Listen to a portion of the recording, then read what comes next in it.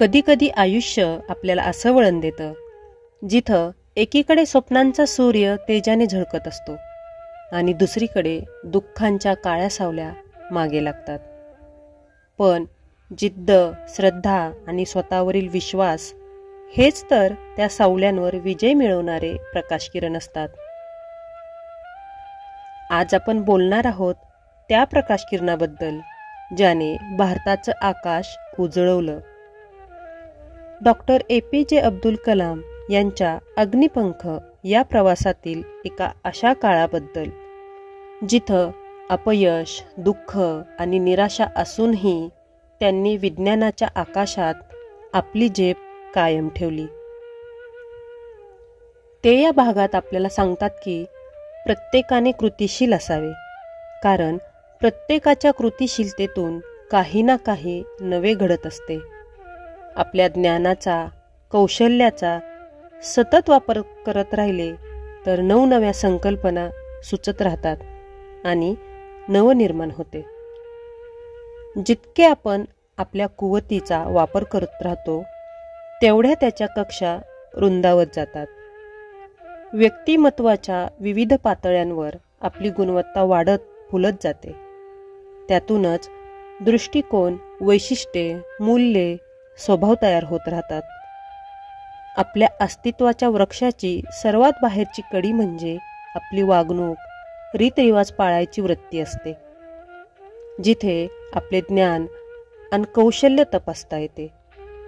आपली समाजात असलेली प्रतिमा आणि स्वतःला असलेली ओळख ही मधली कडी असते. आपल्या स्वभावाची खास वैशिष्ट्ये आणि आपली स्वप्ने, ध्येय, आयुष्याकडूनच्या अपेक्षा ही सर्वात आतली कडी असते. आपल्या कृतिशीलतेच्या मिती आपण करत असलेल्या कार्यातून मोजल्या जात असतात.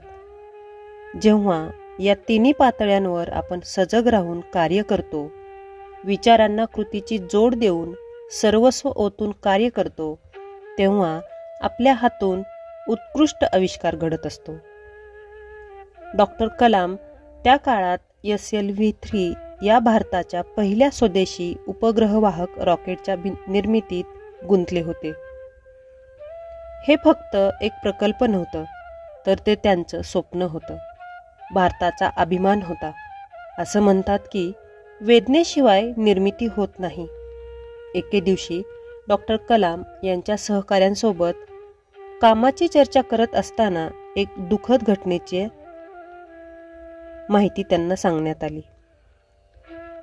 त्यांच्या बालपणाचा शिल्पकार, सल्लागार असणारे त्यांचे मेहुणे अहमद जलालुद्दीन यांचे निधन झाले आहे. ही बातमी त्यांच्यासाठी खूप दुःखद होती. तुंबाला परतल्यावर कितीतरी दिवस त्या आघाताचे पडसाद त्यांच्या जीवनात उमटत राहिले. काही दिवसांनी म्हणजे 1976 मध्ये त्यांच्यावरील पितृछत्र हरवलं गेलं. त्यांच्या आयुष्याचे प्रेरणास्थान असलेल्या वडिलांचे निधन झाले होते. नेकीने वागणाऱ्या माणसाला ईश्वर स्वर्ग बहाल करतो. त्यांच्या भोवती त्यांच्या प्रिय माणसांचा स्वर्ग होतो. परत ते कामाला लागले. SLV-3 चौथ्या टप्प्याचे काम चालू होते आणि तिसरी दुःखद बातमी आली, ती म्हणजे त्यांच्या आईचं निधन झालं म्हणून. लागोपाठ 3 वर्षात 3 जवळच्या व्यक्तींच्या मृत्यूने ते सैरभैर झाले होते. काळ आणि काम हेच प्रत्येक दुःखावरचं सर्वात प्रभावी औषध असतं. या वाक्याप्रमाणे त्यांनी स्वतःला कामात झोकून दिलं. दिवसरात्र प्रयोगशाळेत, यंत्रांच्या आवाजात, गणितांच्या आकड्यात आणि स्वप्नांच्या उंच झेपेत स्वतःला झोकून दिलं. पण आयुष्य इतकं सोपं नसतं, याची प्रचिती येते ती पुढील प्रसंगावरून.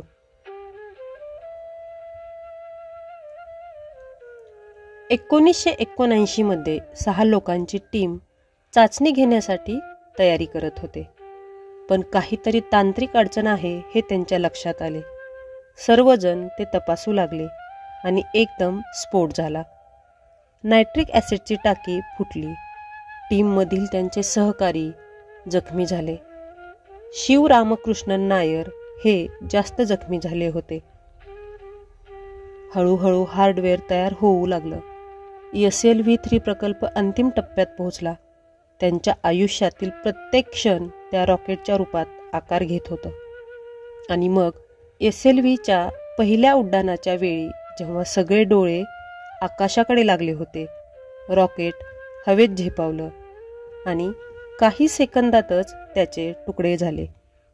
ते म्हणाले, हे अपयश नाही, ही माझ्या स्वप्नांची अपूर्ण चाचणी आहे. डॉक्टर कलाम म्हणायचे की जर तुम्हाला सूर्याप्रमाणे झळकण्याची इच्छा असेल तर त्याआधी तुम्हालाच जळावं लागेल. त्यांचं आयुष्य हेच शिकवतं की दुःख, अपयश आणि वेदना ह्याच आपल्याला घडवतात. फरक एवढाच, काही लोक त्या आगीमध्ये जळून जातात तर काही त्या आगीमध्ये तेजाने झळकतात. ही होती अग्निपंख या महान आत्मचरित्रातील एका माणसाच्या अविचल प्रयत्नांची जिद्दीची गोष्ट. जर तुम्हालाही या प्रवासातून प्रेरणा मिळाली असेल तर या व्हिडिओला लाईक, शेअर आणि रंग अंतरंगातले या चॅनलला सबस्क्राईब करा. कारण प्रेरणेची ज्योत विझू नये, ती पुढे जावे, मनातून मनात, विचारातून कृतीत. धन्यवाद.